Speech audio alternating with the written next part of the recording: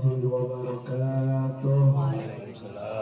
Bismillahirrahmanirrahim. Alhamdulillahi rabbil alamin. Wa bihi nasta'in ala umuri dunya waddin. Wassalatu wassalamu ala sayyidina Muhammadin ashrafil anbiya'i wal mursalin wa ala alihi wa sahbihi ajma'in, amma ba'du. Rabbi shrah li sadri wa yassir li amri wahlul 'uqdatam min lisani yafqahu qawli. Rabbi shrah li sadri wa yassir li amri wahlul 'uqdatam min lisani yafqahu qawli. Rabbi shrah li sadri wa yassir li amri bi jahi sayyidina Muhammadin sallallahu alaihi wasallam. Allahumma faqihna fid din wa 'allimna ta'wil ya arhamar rahimin. Yang kami hormati sahibul bait, keluarga besar daripada almarhum Bapak Matridi bin Madali, istri, anak, mantu, cucu. Udah punya cicit belum? Udah ada cicit juga. Berapa biji? Satu, baru satu. Alhamdulillah udah sampai cicit. Alhamdulillah. Yang kami hormati guru kami Al-Ustaz Haji Jarkasi, Al-Ustaz Haji Hijrah Saputra, saya puterin aja dah. Al-Ustaz Najamuddin, Al-Ustaz Masudin, Abina Haji Hidayat Yusuf, Pak RT Nusidik, Ustaz Soleh dan Ustaz Abdurrahman, sesepuh kampung Tanah Kusir 4, Pak Guru Zainal Abidin, ada kepada ada ya. Sesepuh juga kampung Tanah Kusir 4, ada Bapak Haji Rahmat, ada ya. Tadi selamat saya ingat juga. Mohon maaf bapak-bapak, saya nggak sebutin satu-satu lagi. Mudah-mudahan tidak mengurangi rasa hormat dan ta'zim saya. Kita ngaji sedikit pak. Biasanya kalau ada orang meninggal itu pengumuman di musola masjid, ulama itu perintahin kita berdasarkan hadis baginda Rasul Sallallahu Alaihi Wasallam.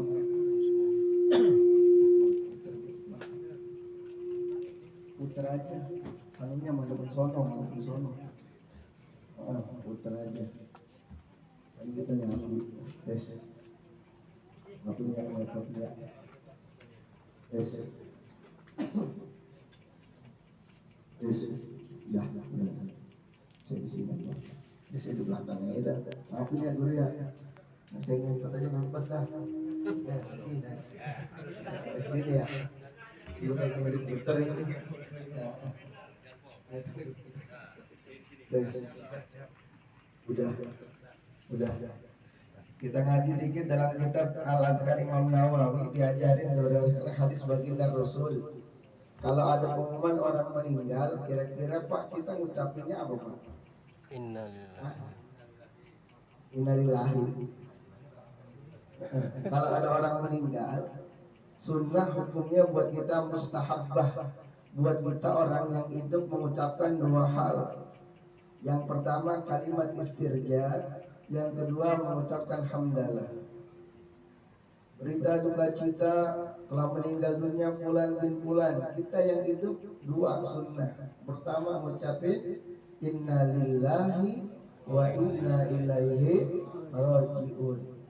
Yang kedua alhamdulillah.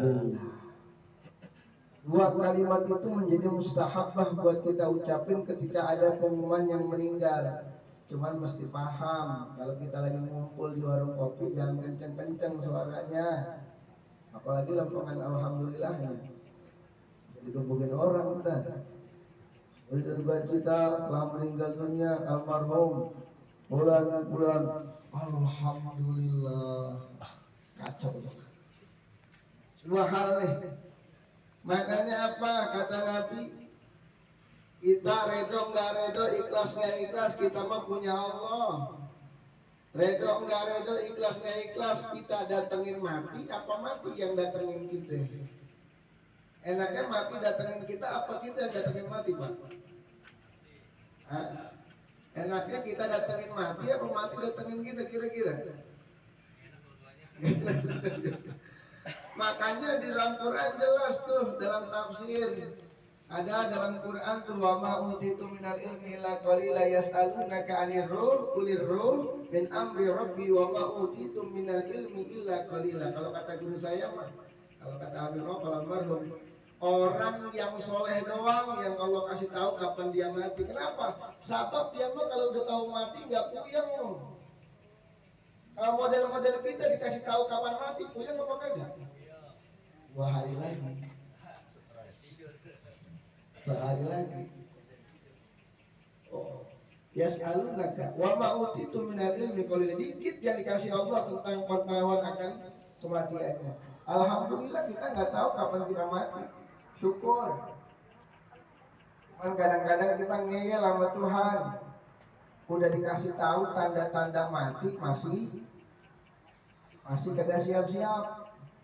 Udah dikasih tahu tanda-tanda kematian kita kagak siap-siap. Apa tanda-tanda kematian? Apa Pak tanda-tanda kematian?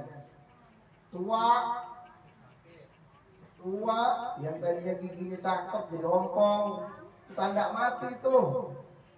Yang tadinya rambut hitam sekarang ubanan, tanda mati tuh. Kalau udah pada ubanan, udah pada tua, membayang kagak, kapan membayangnya? Kapan? Karena sabab kalau kata dalam kitab itu, sholat itu pertama, awwalu ma yuhasabu bihil abdu yaumal qiyamati sholat. Pertama kali yang bakalan dihitung amal kita sholat kita, Pak. Sholat kita. Tapi nggak berhenti sampai di situ. Imkana sholihat sholatuhu faqad aflaha wa anjaha. Kalau sholat kita bagus, kalau sholat kita kagak ada yang bolong-bolong, faqad aflaha wa anjaha, maka dia itu beruntung dan bakalan selamat. Aisyah nanya, itu selamat sama beruntung bagaimana ya Rasulullah? Ibunya nanya itu. Maka kalau kita rajin sembahyang kagak bolong-bolong, udah kata Allah masukin aja langsung ke dalam surga. Saya ingat cerita dalam Daqaiqul Ahbar, Pak. Kita bakalan ngelewatin jembatan Siratul Mustaqim, apa tuh panjangnya tuh? Sirat itu panjangnya dari mulai start sampai finish ke surga panjangnya 21.000 tahun, Pak. Bawahnya api neraka jahanam yang paling adem. Orang yang kagak sembahyang minggir masuk ke dalam di lantai 4. Jahanam yang paling adem yang paling atas. Kalau kita rajin kagak sembahyang, masuk ke neraka sakor. Lantai 4. Jangankan sakor, jahanam aja jangan. Maka saya selalu bilang sama murid-murid SMA saya, sejelek apapun lu tolong, jangan sampai lu kagak sembahyang. Jangan sampai lu kagak sembahyang. Kalau kita kagak sembahyang, jangankan kita mau selamat, ya Allah. Jahanam kagak meledos sampai lantai 4 bawah. Jahanam, jahim, sair, sakor, kagak sembahyang, sakor. Ditambah lagi tukang ngomong bohong mulu, sampai basement nanti. Basementnya neraka kita nanti. Bayang kagak kalau ngomong bohong mulu.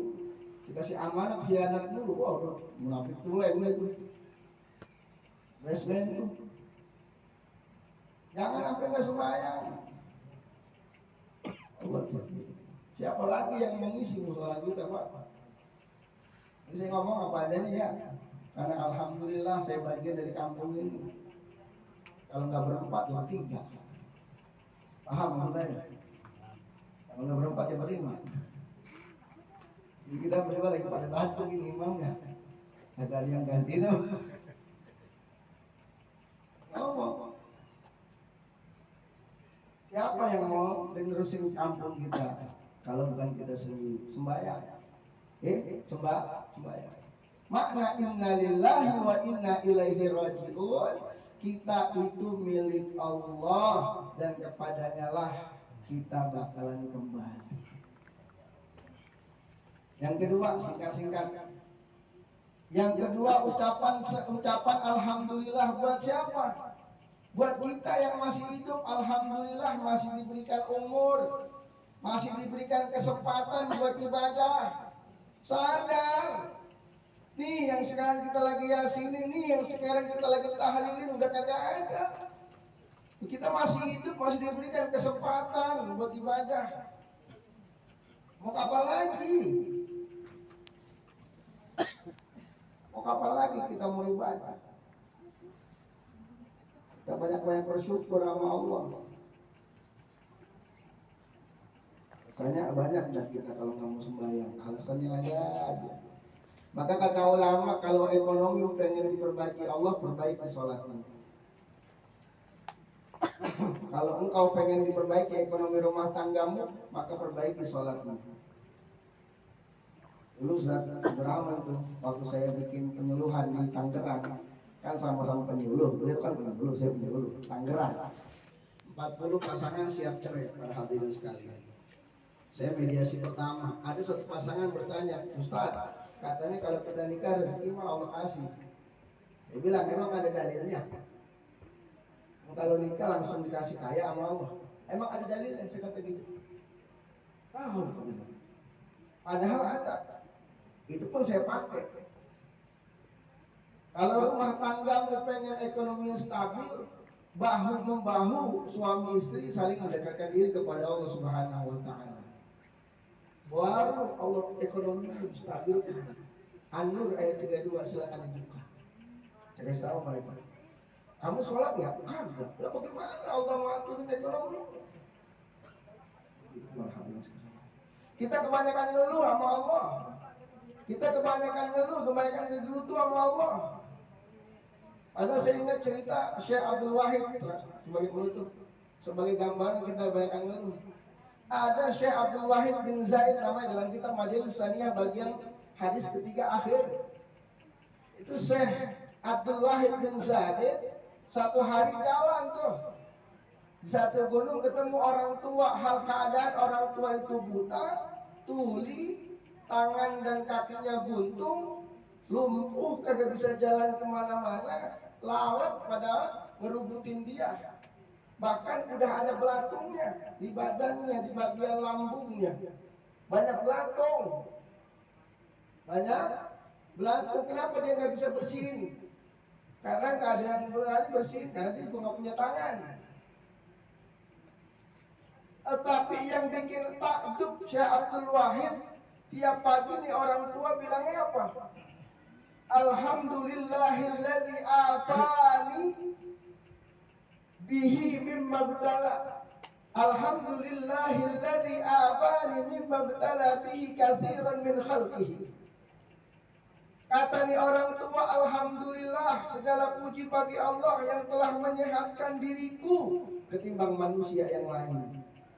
Padahal posisinya dia, lihat Pak, matanya buta, tuli,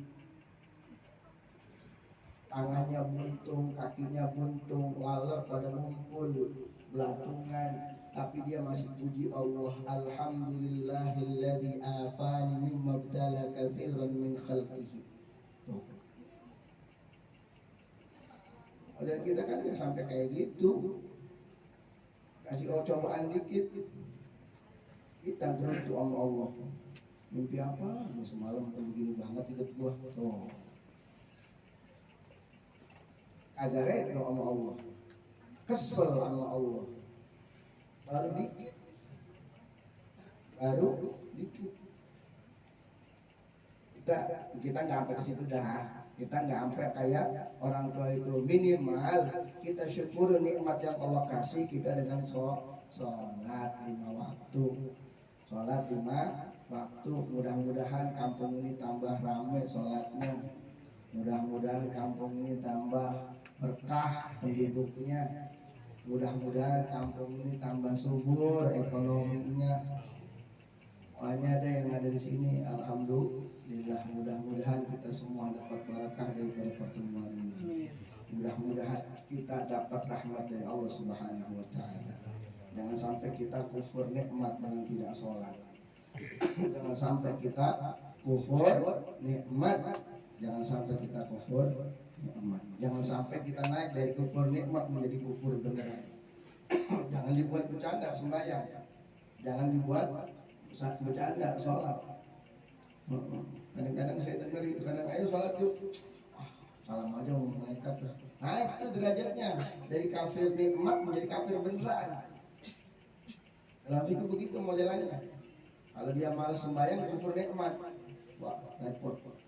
Karena sholat itu hasil daripada wudhu kita setiap percikan menjadi malaikat rahmat, yang malaikat rahmat itu bakalan jadi jembatan kita di jembatan nanti. Kalau nggak ada ngandelin sholat, kita nggak bakalan bisa ngelewatin jembatan itu. Ingat-ingat Pak, panjangnya 21.000 tahun dibagi 3 bagian, 7.000 tahun tanjakan, 7.000 tahun dataran, 7.000 tahun turunan. Itulah model jembatan. Silakan dibaca dalam kitab Latiful Akhbar, itu ada semua. Samping kiri kanannya kalalib. Apa kalalib? Itu tuh besi yang buat gantung daging di pasar tuh. Samping kiri kanannya, ya Allah. Kalau bukan dari sholat kita bisa nyelamatin. Kenapa? Dalam riwayat sholat kita, malaikat rahmat itu jadi ruku semua posisinya sambil berpaduan suara salim salam, salim salam. Jadi mereka nyiapin punggungnya buat kita injek. Kenapa? Jembatannya tipis kayak rambut dibelah 7. Jangan rambut dibelah 7, tambang aja kalau kita bentangkan bisa kita jalan. Enggak. Nah, malaikat rahmat itu hasil daripada wudhu kita jalan. Kita baru bisa injak semuanya. Mudah-mudahan Allah kasih hidayah dan taufik buat kita semuanya. Buat kita senantiasa rajin sholatnya. Amin ya rabbal alamin. Itu aja mungkin yang bisa saya sampaikan. Kurang lebihnya saya mohon maaf. Hadanallahu wa iyyakum ajmain. Assalamualaikum warahmatullahi wabarakatuh.